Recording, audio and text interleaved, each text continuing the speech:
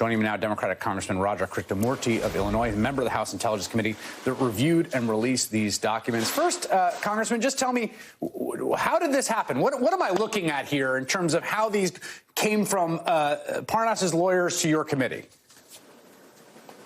Yeah, so basically, Parnas, as you mentioned, has been indicted by the Southern District of New York, and they had to give permission for Parnas and his attorney to produce these documents to the Intelligence Committee, which then transmitted it to the Judiciary Committee, which will then transmit it to the Senate tomorrow, along with the articles of impeachment.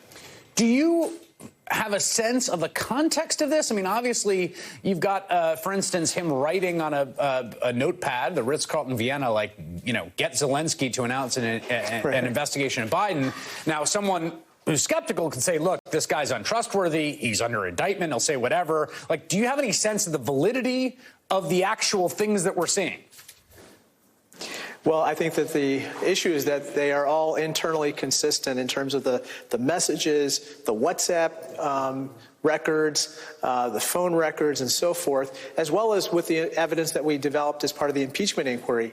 You know, Parnas was part of two schemes, Chris. The first scheme was to try to get Zelensky to announce publicly investigations of Biden.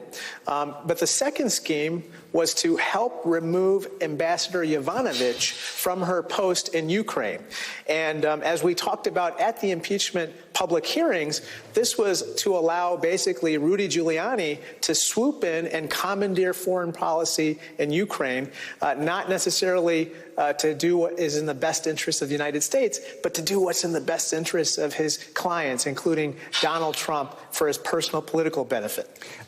Are there more documents, and are those been chosen not to release, or are they still under review? I believe they're still under review. There's a lot. And I think that these are just a portion of the documents that have been reviewed and released. As you can tell, there's a lot of Russian in there. There's a lot of translation that has to be done as well. And so that's happening as quickly as possible. Okay, so I just want to be clear here, because, again, we're trying to sort of assess. We have these documents that come officially from your committee. We're trying to assess the validity of the information we have, and we don't have full context for some of this information. And I think people are understandably skeptical about maybe the source has an agenda here. I just want to make sure I'm hearing from you that, like, this isn't just you got them and you turned them over. They're being reviewed, and they're being, I don't know if they're being vetted, or at least there's some confidence that these are not fabrications, or these point to things that the committee believes actually happened. Is that correct? Oh, absolutely. No, absolutely. And this is consistent with what we heard from witnesses as well as saw in other documents. It's just that we haven't had some of these issues fleshed out the way that you described. I mean, as you talked about, this note is just precious. You know, get Zelensky to announce a public investigation of Biden. You know, that is something we didn't come across. Also, all the messaging about the menacing communications about Yovanovitch we didn't see before. It just leads to the fact that we need witnesses, we need more documents now more than ever. Okay, well, you just mentioned to me what is, if I were writing up the headline of this story, is the headline of the 38 pages that were released by your committee. And that's a text exchange between Lev Parnas and a man named Robert Hyde, in which Hyde appears to be representing to Parnas. And I don't know if it's true or not. I just want to say that. I have no way of knowing that. He appears to be representing to Parnas that he has people in Ukraine who are actively surveilling the U.S. ambassador to Ukraine. Unbeknownst to the diplomatic security staff, unbeknownst to her, there are some unspecified Ukrainians that he has a tail out on the U.S. ambassador. This is remarkably concerning, if true. What is your response to that? I think this potentially merits a separate inquiry.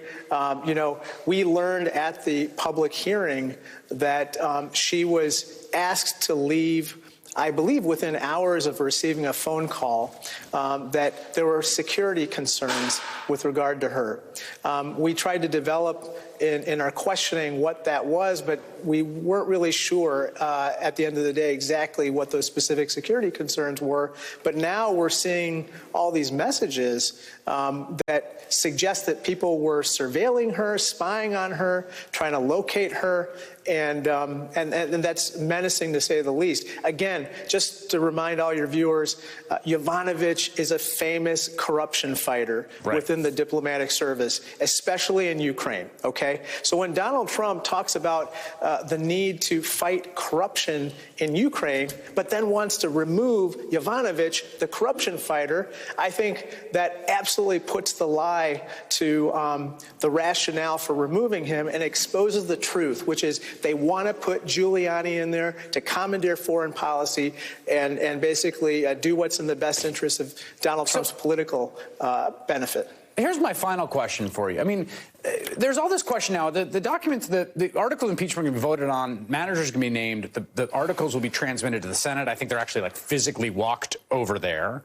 There's a question about what the Senate trial will look like. But, you know, the House still has subpoena power. I mean, it just seems to me like there's like possible smoking gun stuff lying all over the place. Can you and the Intelligence Committee get your hands on it?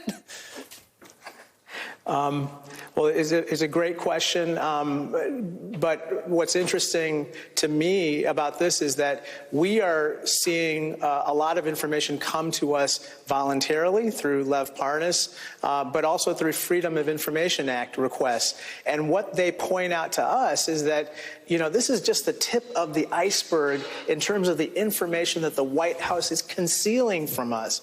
Chris, you know, the Article 2 of the Articles of Impeachment talk about obstructing this congressional investigation, and I think that what we're seeing tonight is proof positive that such an obstruction actually occurred. All right, Congressman. Can I just say one last thing?